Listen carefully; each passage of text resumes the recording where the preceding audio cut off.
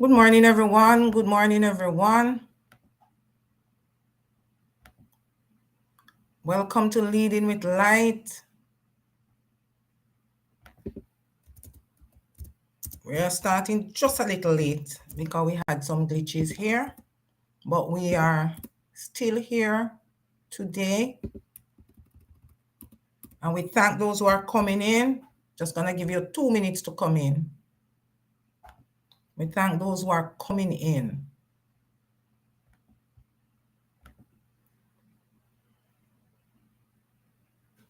All right, we thank you for coming in. It's just 3 minutes past the hour. We had a little glitch. Thank you so much for joining Leading with Light today.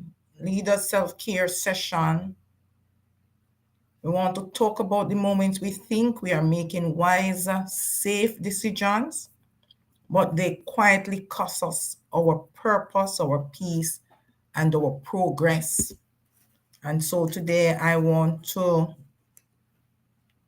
pull us into how we unknowingly sabotage our leadership. All right? So how leaders unknowingly self-sabotage, unmasking purposeful decisions that derail leadership. We thank all of those who have joined us. Good morning, Dr. Leslie. Good to see you. We want to have some talking points. So those who don't know me, I am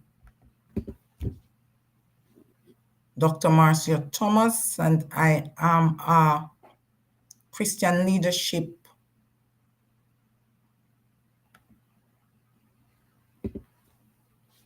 consultant and a life purpose coach. I'm making some adjustments here. I'm also an author, a best-selling author, and I am a trainer, and I talk about leadership, self-care, purpose, faith. I also help persons to complete their dissertation.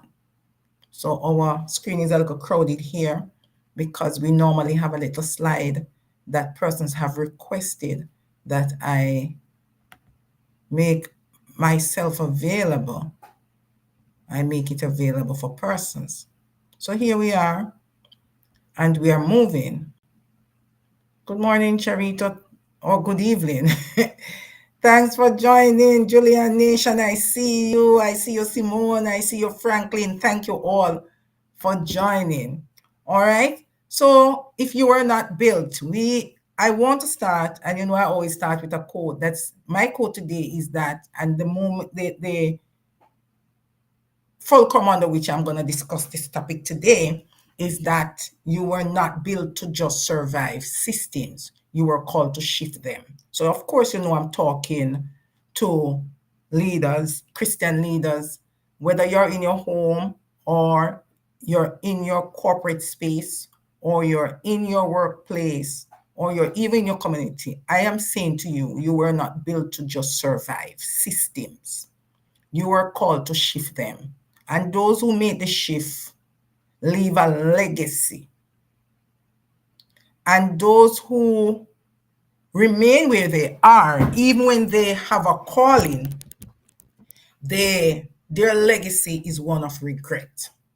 And so today, I am not going to play that safe because I want to talk about how purposeful decisions, notice the key word there, how purposeful decisions can derail a leader's impact.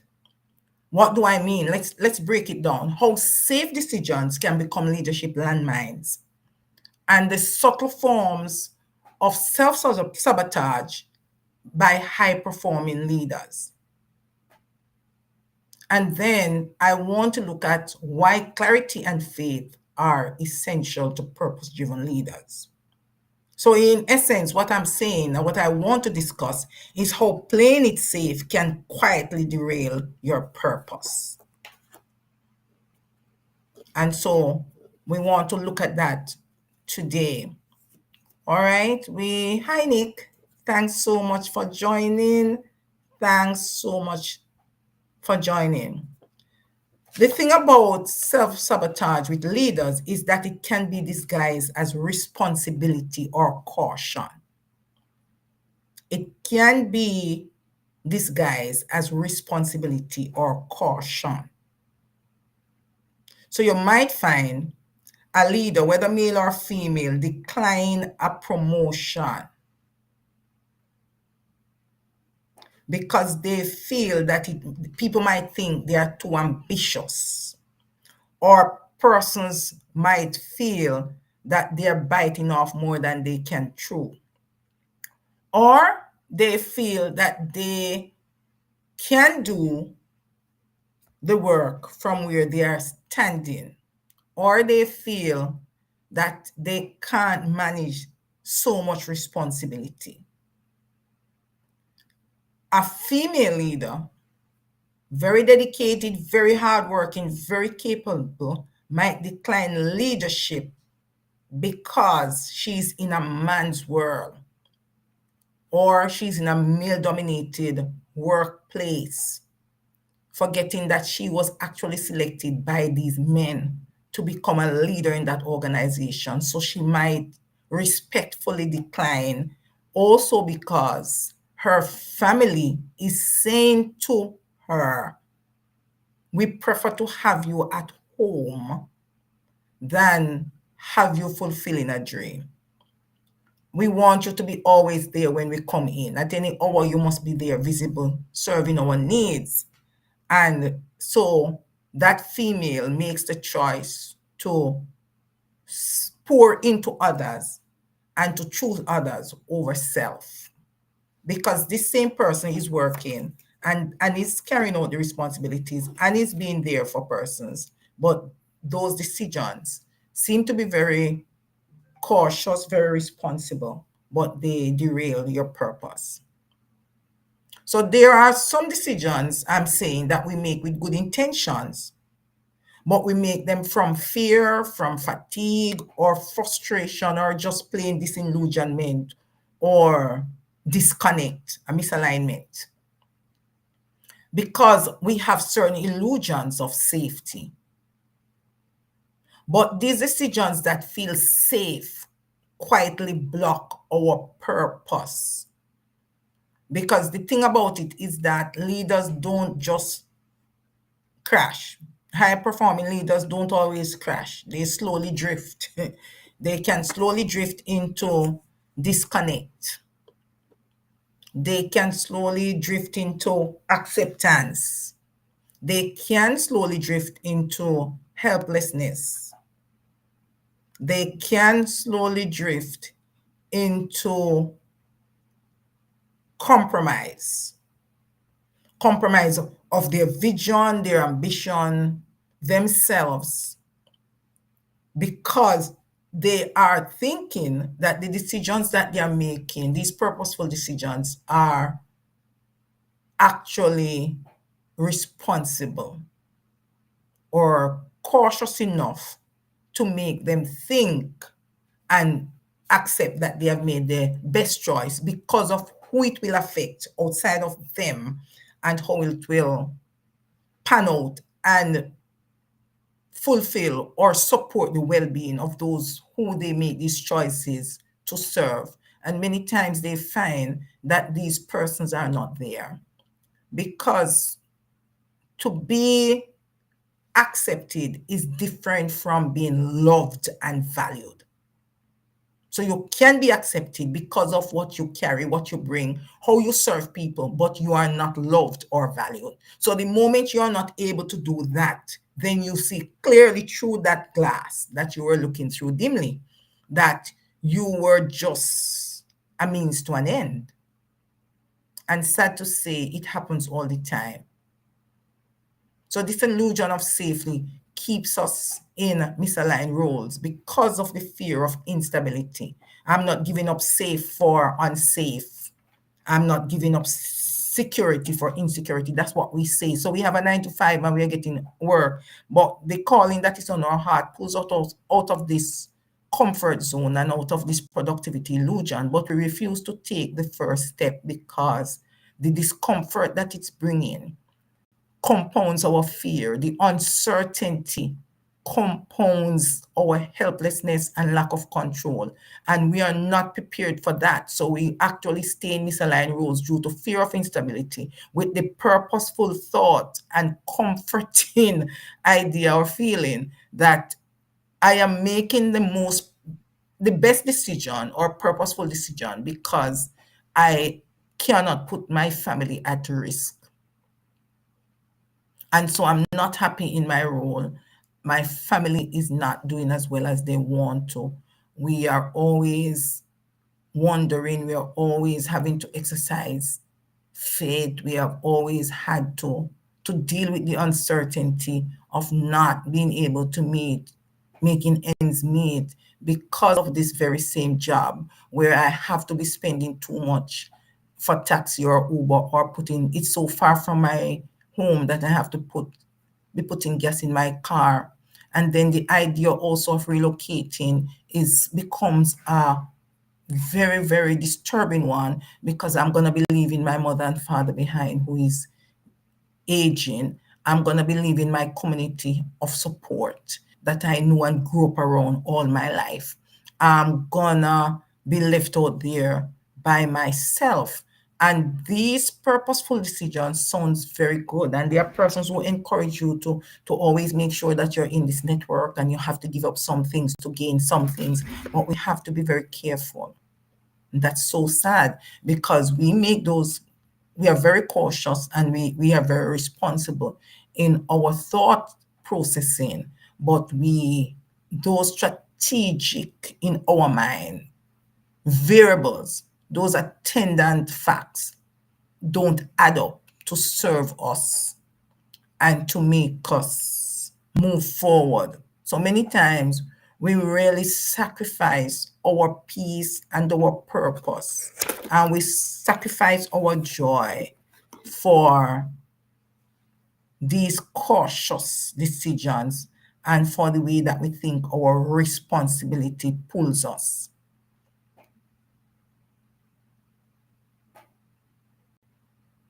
And so we have to, sometimes we think we are being humble and responsible, but fear is the drivers, not purpose. It's fear. And so sometimes we also say yes to maintain peace, but it derails our progress and the progress of those whom we are called to serve. So many times we make decisions because there is a penina in the home, in the community, in that group, on that board, in that workplace. There is an oppressive voice that is like the voice of a mosquito that keeps coming and not stopping in very small ways that end up to be very big ways. We say yes because we are too tired and hard pressed. And so we are not able to think things through. And for peace, we say yes. And so let's consider what it costs and how to course correct. So if you're finding yourself in a place where you're actually saying yes, it means that you are off course. You are definitely off course. So let's look at choosing predictable. We prefer predictability over divine prompting. Yeah, man, very much so, Dr. Leslie. We have 6 basic fears, one for each angle of our lives. And there is what we call a constructive fear. Dr. Leslie is more an expert on that than me, that we feel that in this comfort space, in this space that make us feel that we are putting others, we are serving others, make us feel that persons can't do without us, make us feel that everything is gonna fall through if I don't go to the office, if I don't help my son with this particular project or life-changing decision. It's gonna fall through if I don't turn up to that to support my friend who is having a hard time but is not answering her phone, if I'm not there. So we give this sometimes our purposeful decision or responsibility or belief give us this false sense of importance because we now discover that people who we think are very dependent on us and will not survive without us, who we think we are indispensable to. We just need to get sick or not be there for that moment. And there is this celebration of freedom, of, of being able to make their own choices, to be masters of their own destiny, because you were actually seen as an oppressive force, because you were always macromanaging, because of that belief that you need to be responsible, you need to think for them, you need to be there for them, you need to make sure that they are surviving, and the things that you're putting out there that you have in your mind that will make them survive and become very progressive and productive are really not the things that they have in mind, but they bore it because you were the lead of your organization, you are the head of your household, you are the breadwinner. And so they have to be looking at how this exercise of power can be manipulated so that power, they use the power that is in their hands to counteract the power that you think you have.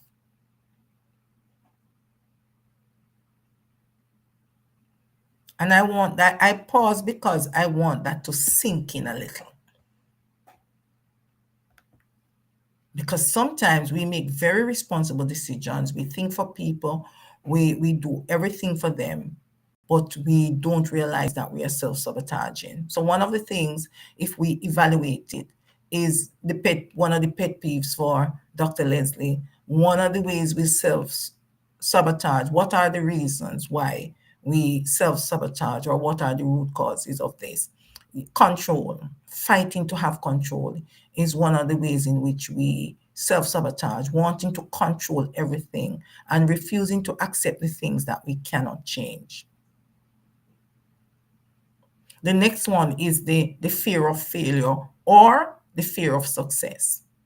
So some of us fear failure. We have to constantly prove ourselves. We want to shut up the naysayer who say we couldn't do whatever. And that is a purposeful decision. Of course, that is good. That's very cautious. It might give you a testimony. It might give you a story. You might become an award-winning speaker, but all your life you are in the shadow of this person that you're trying to prove yourself to, instead of just living and enjoying your life with your unique talent, serving persons. You tie your success to what this person has spoken over you that was so negative that it became a part of your psyche, because it became fortified in your spirit, that you decide that your life mission is to prove them wrong. And so where in that moment do you enjoy yourself? And that in itself seems to be very responsible. That seems to be a token. You, of course, you can get a reward for that. You can get accolades, of course. You have defied them. But your purpose was setting you from the beginning. Nobody speaking negatively over you can change God's purpose for your life. So what you needed to do was to change your mindset so that you understood your purpose, stepped into your purpose, and fulfill your purpose through joyful work, meaningful connections, through inspiring, through growing people and yourself, and leaving your legacy. Because all of us are born with a clean state, but we are given unique gifts and talents. And there are environments that flourish and nurture those talents, and there are environments that derail them or keep them stagnant or stuck until you move from that place. Now, there are others, on the other hand, who, when they become successful, they fear the success so much that they shy away from being visible.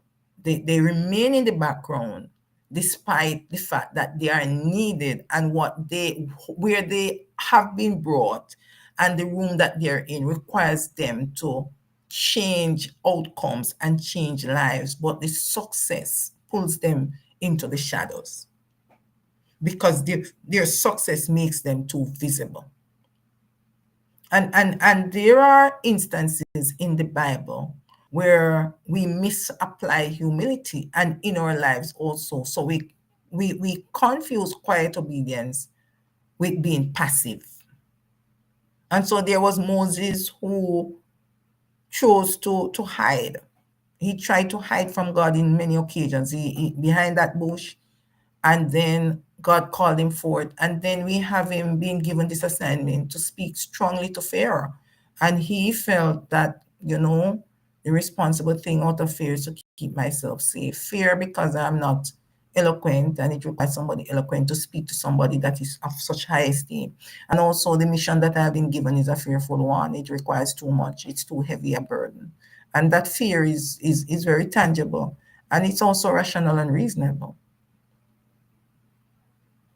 But when he pulled out of that self-sabotaging feeling, that mindset, and embraced the mission and the power that he has, along with the support that he got from Aaron, he made the decisions and he did very well. Jonah ran from his assignment, also ran and hid himself, and still carried out his assignment. Esther felt that she needed someone else to support her, and got the support and did what she wants to do and what she was called to do. What I'm saying is that when God called leaders,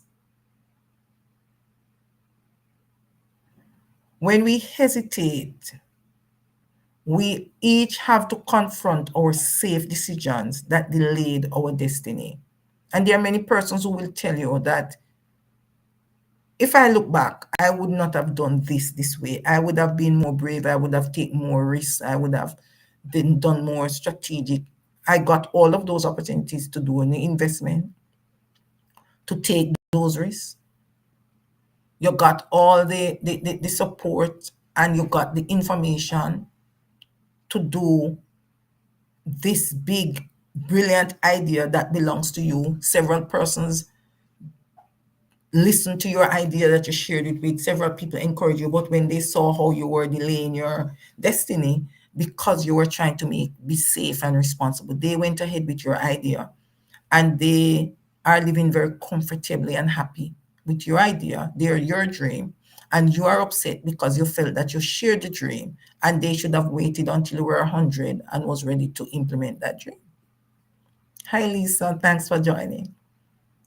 And so sometimes we get into that framework where we experience trauma just by the thought of becoming visible or successful or capable, or also there is this misapplied humility that we carry around because we feel that compromise and collaboration are two agreement tools that gives you a certain peace that is a settling. So we settle for things because to not settle, to step out of our comfort zone and our productivity illusion and our peace treaty that we are making with those who we are called to lead in systems that we are required to shift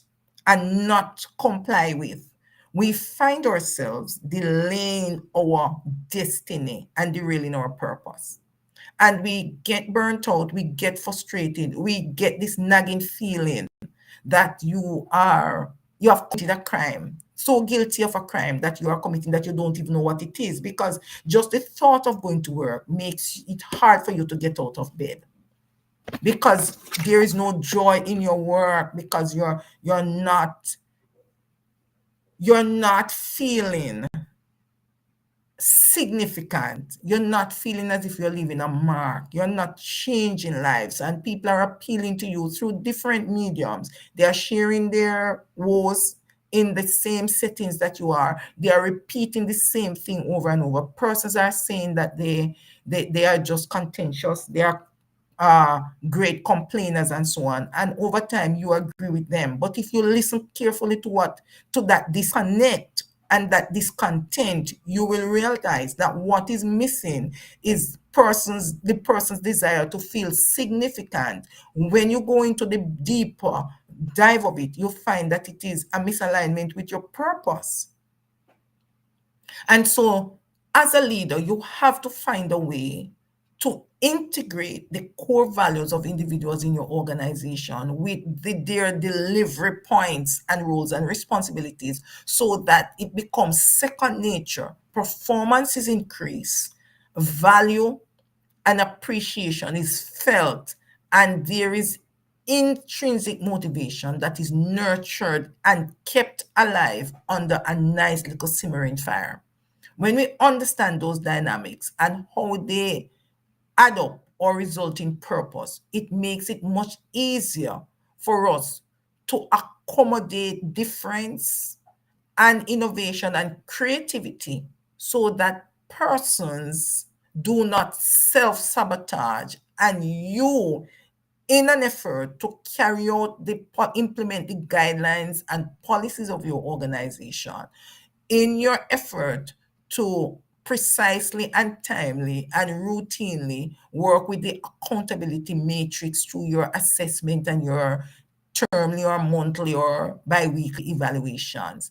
When you try to actually look at governance and how it is playing out in your leadership teams, you will put programs in place and systems in place that will not make them overcommit to the wrong thing and actually undercommit to those things that are really important and truly matters.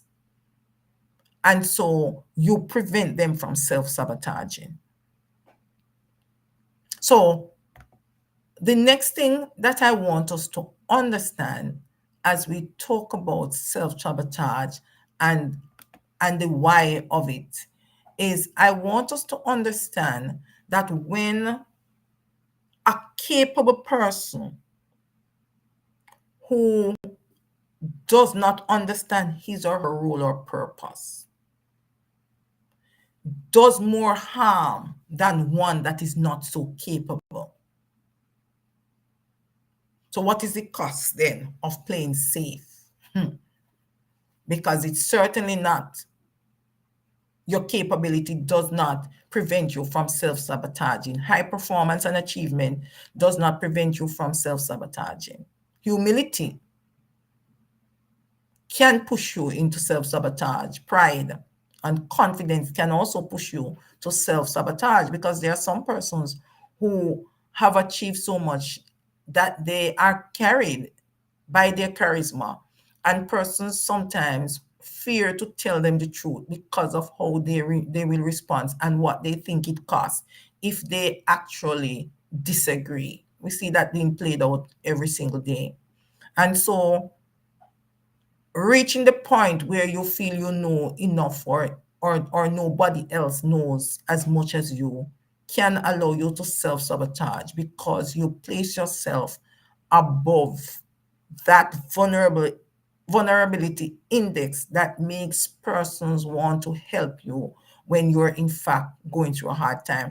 And so there are persons who, leaders at work, who have been so particular in the letter of the law of the job that we call the job descriptors and the codes of regulations and the performance indicators, that we forget that we are human and that people are human and that life happens.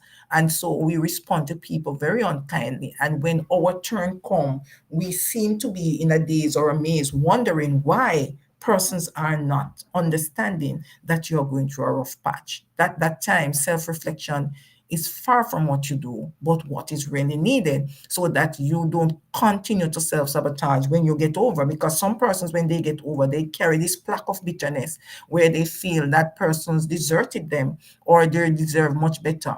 And that plaque is projected outwards to persons and how they responded when you needed them, instead of looking at how you responded when they needed you. So when you look at that, you'll find that sometimes persons who feel that they are at the pinnacle of their game, of their role, of their career, tend to become nonchalant to the needs of others and tend not to listen and not to be there for persons, especially those leaders or CEOs or presidents that have so many leadership teams that by the time it reaches them, they know nothing. So that is one of the things. What is another? What are the subtle signs now of self-sabotaging? When you overthink your purposeful decisions, you overthink them and you delay them. You delay the decision because you're stuck in analysis paralysis. You actually sabotage yourself because some decisions don't require a microscope. They require common sense. They require the humanity that is in you. They require compassion. They require kindness. But because you have to be juggling it to match every single I and the T's in that transcription that we call the indicators and the technicalities that will interfere with the productivity of your organization, you overthink purposeful decisions. And then there are some persons who delay critical conversations because of what it means. They would have to confront certain truths that they are not ready or prepared to accept or confront. And that delay cause a disgruntlement that can become a major blunt in your leadership, how you are seen, how you are evaluated, and how you are treated going forward. Thank you, Julian. I think it's timely too. Lisa, I see you. Thanks for joining. Welcome, welcome.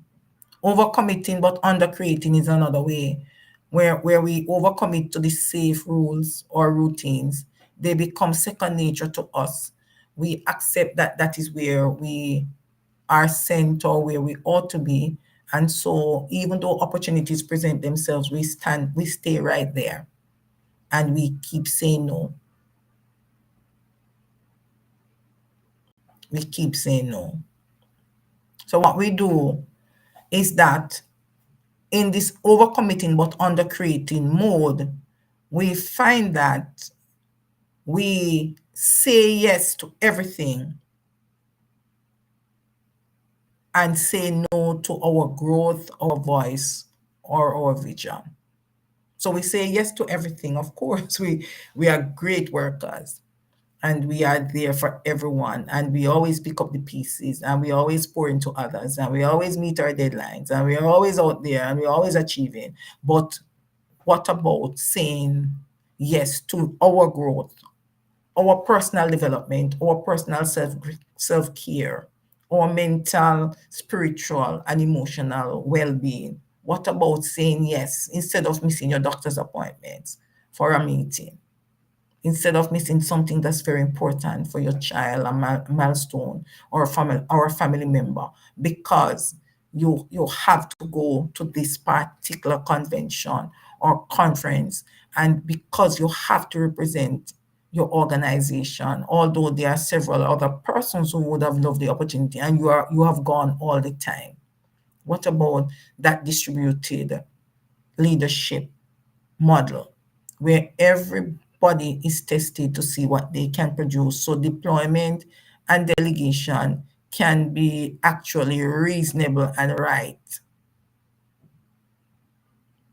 And so we are looking.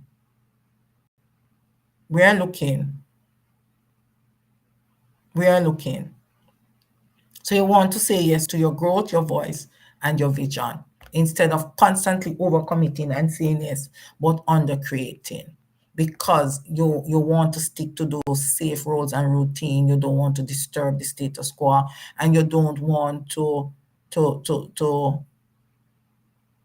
rattle the boat. Don't want it at all. So there are some high costs that you pay apart from saying no to your growth, your voice, and your vision and your well-being. There are some who keep avoiding the visibility or the promotion. So in your capacity and in your role, you are doing extremely well because that's your purpose. And you're pulling and you're serving and you're growing and you're inspiring. You're changing lives, you're changing outcome. But you keep avoiding the visibility, you keep avoiding the promotion. And then there are those who silence the spiritual conviction that they have in the decision making. So you are called, but you are being overly cautious. You silence the spiritual conviction. the prompting that is on your heart, the push that you have. And so many of us have done it. Many of us, and we keep testing and confirming, and we want the confirmation that this is what you feel in your gut is right there. And there, I think I saw a post this morning, I think it was by Moss Muller, who's saying it has, you have this thing on your heart, it keeps coming back to you, keeps coming back to you, but you keep resisting. You keep resisting that voice. You keep resisting that vision. You keep resisting that growth. You keep resisting that peace. You keep resisting the joy that it is pointing you to. Because sometimes the spiritual calling place people at your feet in your environment and gives you the opportunity to actually do that gives you joy and give you so much fulfillment outside of your job description. And you do it while you're working, and you do it with the persons that you're around you, and you are missing the point. You keep silencing it. You keep not wanting to move in transition into that. You keep not wanting to pivot into what you can be profitable while giving you joy and peace and fulfilling your purpose. And I keep saying there's a difference between being cautious and being called.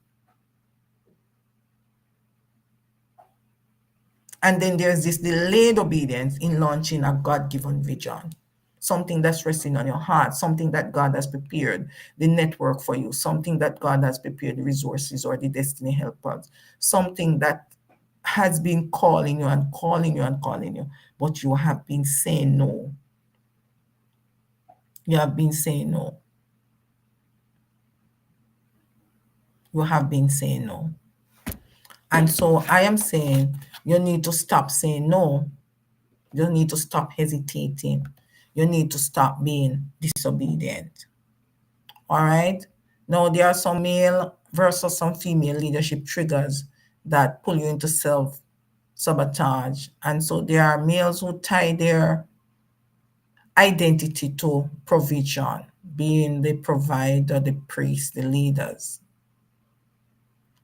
And also, they tie their identity to achieving and being in control. And this can lead to overperformance. You're always trying to prove yourself, always trying to be that man, trying to be a man, proving yourself instead of trying to be human and accepting the things that can't change. Understand that you're human, so you might make errors in judgment, you might make mistakes. How do you bounce back? What are the lessons that you want to learn? Men find it a little harder because their identity is usually tied to the provision and performance. And I said it last week that when a man and a woman studies the same thing in college and that man loses his job, it becomes very hard for him if the industry goes down and he cannot pick up the space. There are very limited opportunity in that space. So the longer he takes to bounce back, to pivot, he's said to be lazy, unambitious, not trying hard enough. But the female who has the same experience and who the market goes down for is supported and told that something will come up and so on. Many times it plays out differently for men and women who are in the same position and who are seeking the same opportunities because their expertise is similar. There is less patience and less support given to men, and that's just a fact, than it is given to women who find themselves in the very same position. And then the trigger in women is the guilt about being too ambitious or being accused of taking on what men's role.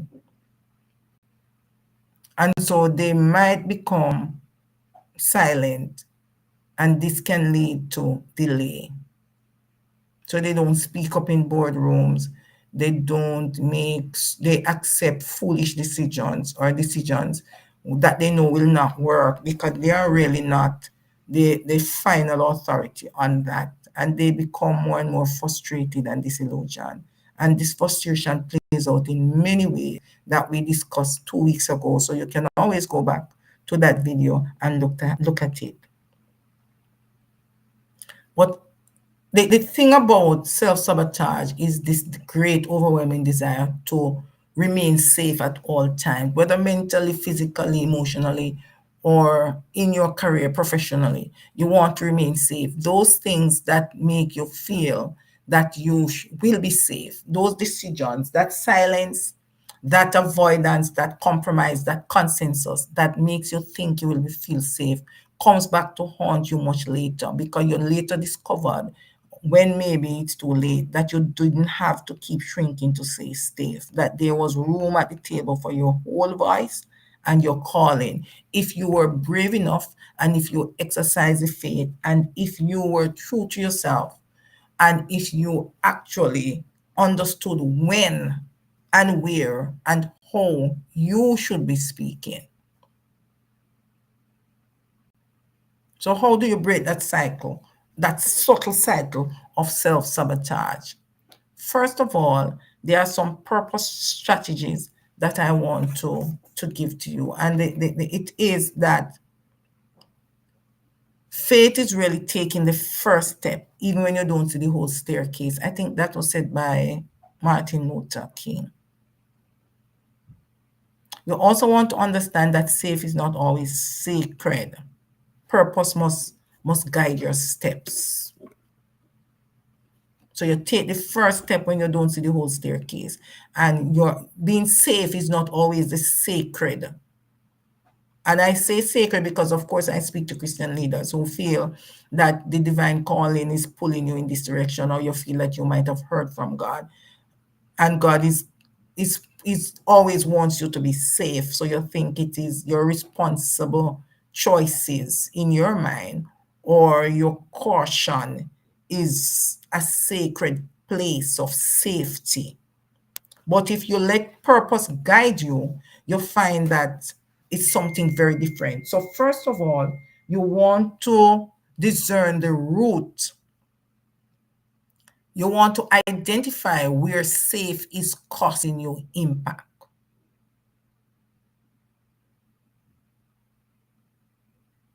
So I want that to sink in. Discern the root and identify where safe is causing you impact.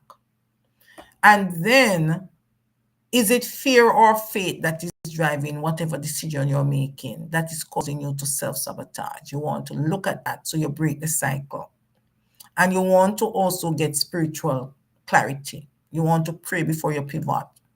And you want to seek alignment with God's voice and not just your industry's expectations.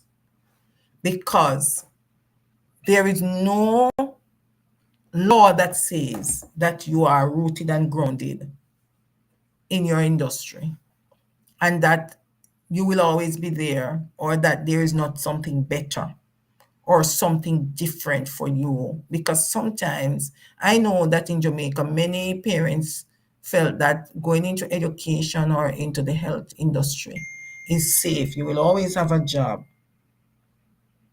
You'll always have a job, and you will always do well in those industries. You will always put bread on your food on your table. But many persons who are nurses go into nursing and do their business. They wanted to do business, so they just go into nursing, and their hobby or their side hustle is business, and they are doing very well in it. I saw a story about a nurse, just to cement the point I'm making, who did nursing for 6 years and did a very great job of it. When she got married, after she spent 4 years in nursing, she got married. And then in the last year of the fifth year, she found that she got pregnant. So when she got into the sixth year, in the first part of it, in the late trimester, the organization that she worked pushed her to do things that would be very harmful for her. And so she went home one day very upset, very frustrated, very overwhelmed. And she said, I'm not going back to work tomorrow. But she always felt that she should open a care center for the elderly who had dementia. And so after she had her baby, she ventured out to get the different license and so on. And she is a successful millionaire out of that route. And she has pulled other persons who are frustrated in their role and who never wanted to be nurses to come over there to do that. So she is now able to use her caring and compassionate skills to do that with the expertise of being able to help from a medical standpoint with certain issues, because she has that knowledge also. She has studied in that area, but she's doing the joyful work of serving persons and changing the outcome for parents or persons who have dementia. So sometimes the responsible thing pushes you into blooming and stepping into your purpose and cements you in your purpose. But the purposeful thing, sorry, but sometimes the responsible thing keeps you stuck. So the purposeful decision sometimes take you into full bloom, joyful, fulfillment, peace, your vision, your ambition. But your responsible decisions sometimes keep you stuck most of the times. So you want to take brave actions. You want to say yes to what's stretching you and not just what is safe.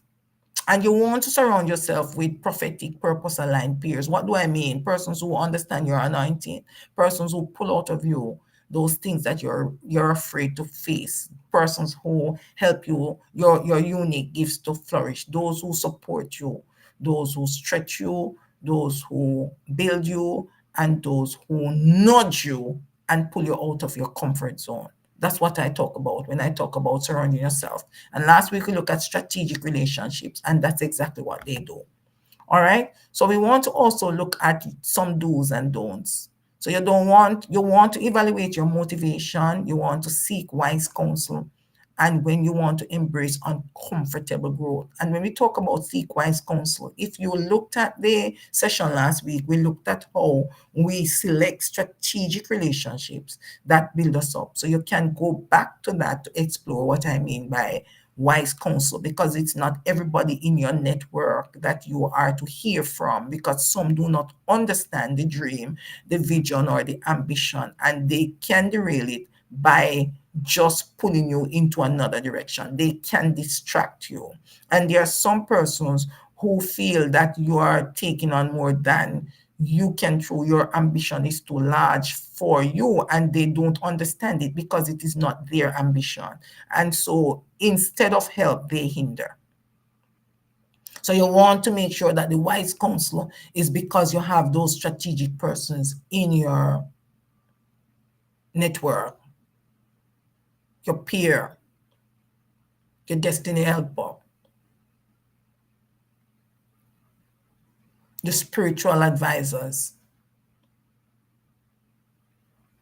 your joy pushers, your anointers. You want those people in your network who see what God sees in you and who will pull you and push you to where it must be.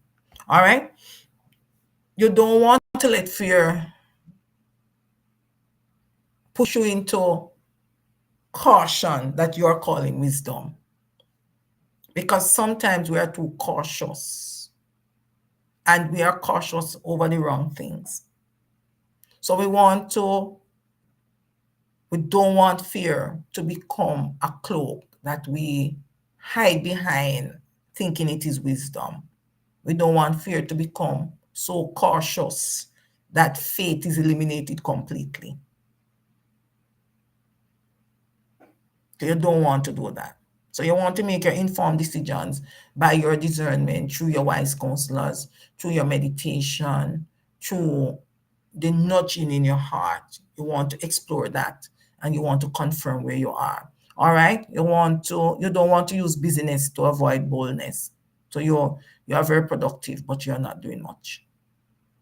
So you're in this productivity illusion because you're meeting the job description that is on paper, but you're not fulfilling your purpose. You're very good at your role, but you're not fulfilling your purpose. And so you don't want that to become a cloak, this cloak of busyness, and think it is boldness, because it's getting you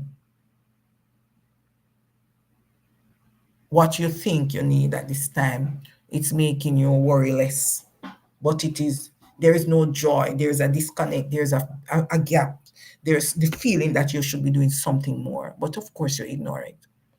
You don't want to stay stuck out of loyalty to outdated roles. When your time is up, your time is up. You must know when your time is up. You must know when you have completed your assignment. You must know when it is time to move on.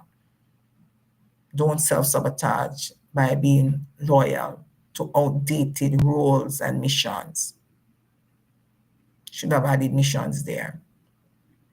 And you don't want to confuse comfort with purpose, because most of the times when you are pressing into your purpose, there are moments of discomfort more than comfort.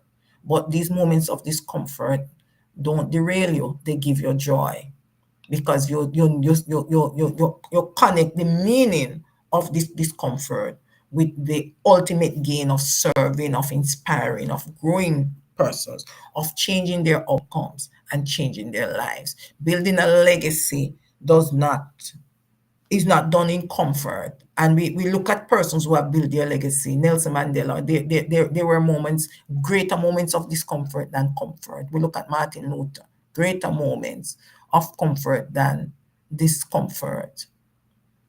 And if you want to look at those nuns who did their work very, very well, there are so many movies, and we look at the moments of discomfort, of service that is so unconditional, of putting yourself in the place of persons and treating persons the way you want to be treated if the roles were different. Those moments were moments of discomfort, hard choices that persons make that appeared to be self-sabotaging, but in fact was transformative, transformed their lives, their outcomes, built their legacy, and not kept them back. But there are persons who have refused to take the step to lead and to change lives that were put under their purview. And they have lived to say, I would have done it differently if I was given another chance. I missed the mark. So we have to make sure that we lay up treasures, the type of treasures that we want. So what are the key takeaways? Safe isn't always sacred. We said that. Playing it safe can still be self-sabotage, because cautious is different from being called. Leadership decisions that look wise or responsible on the surface can be disguised as self-protection. And self-protection is extremely important, but some of the ways we protect ourselves equal self-sabotage. So we keep people out that we should let in, and we stay away from things that build us and make us happy instead of out there.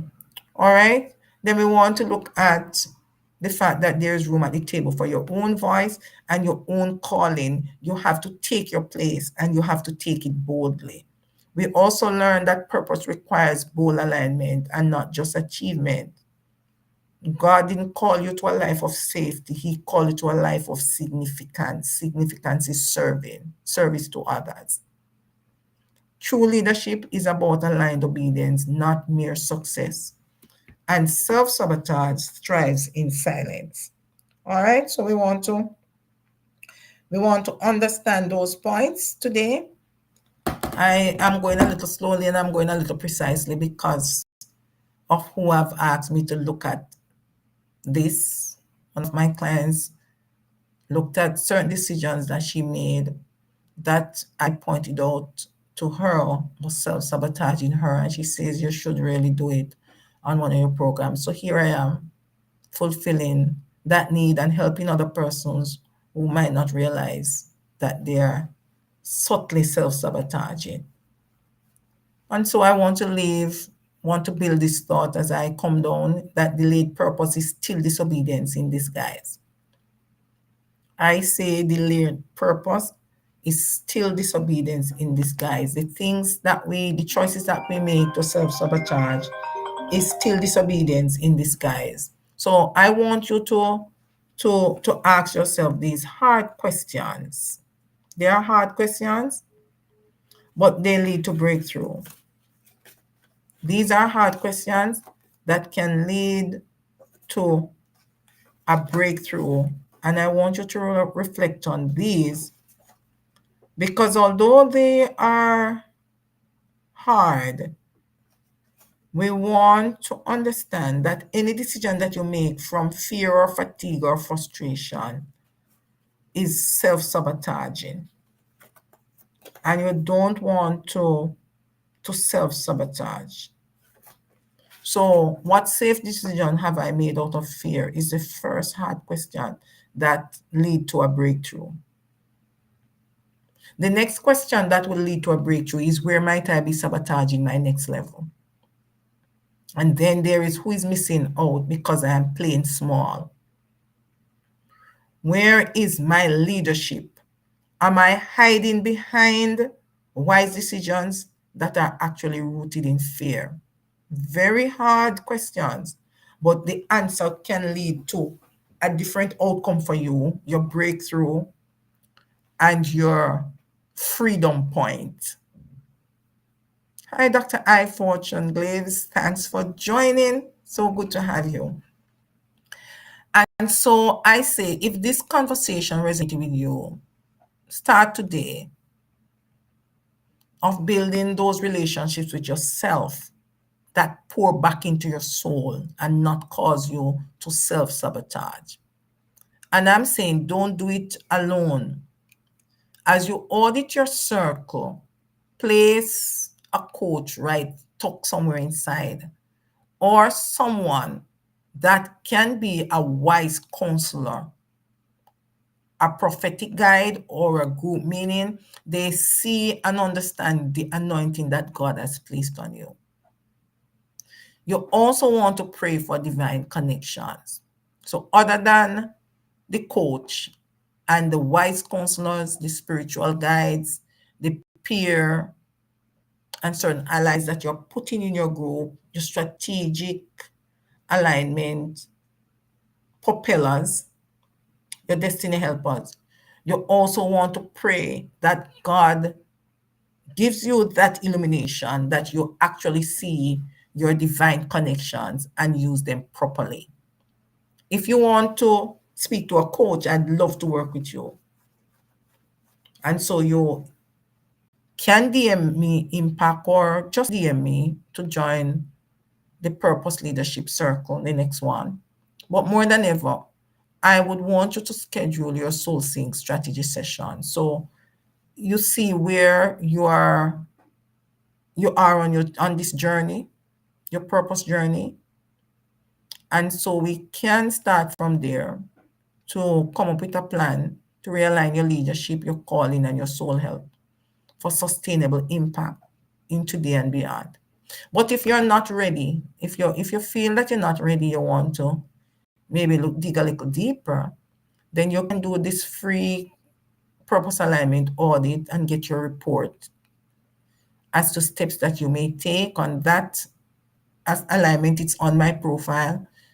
It's also on the free chart. The moment you do it, it tells you where you're standing, how you can apply basically the free model that I use to connect my clients with their vision, their ambition, and their purpose, which is their God-given calling, and turning it into a profitable endeavor that we call joyful work that gives service that grows and improves others. So we want to do that purpose alignment audit and get that report, because you do get a report, a very intense report that you can use to see where you are on your purpose and faith journey and what are the next steps. Then what I want you to do also is to pre-order my new book, My Faith Looks Up, so I can add you to the list, which is coming out very soon. I want to say thank you to all those who made it their duty. Thank you, Nicholas. Hello, everyone. Thank you. And who showed up for this session. Those who will be looking at the replay, I thank you also. I want to say you are not just a leader, you're a vessel. And your soul matters. God is not calling you to lead on fumes, but on an overflow. So have a blessed and a safe self-care Tuesday, and see you next week. Next week is gonna be another important topic that I know will benefit leaders, all leaders, whether you are new or used, and also seasoned is what I call used, because you would have had experience and you would have been tried and tested. So used is a very good word there. All right.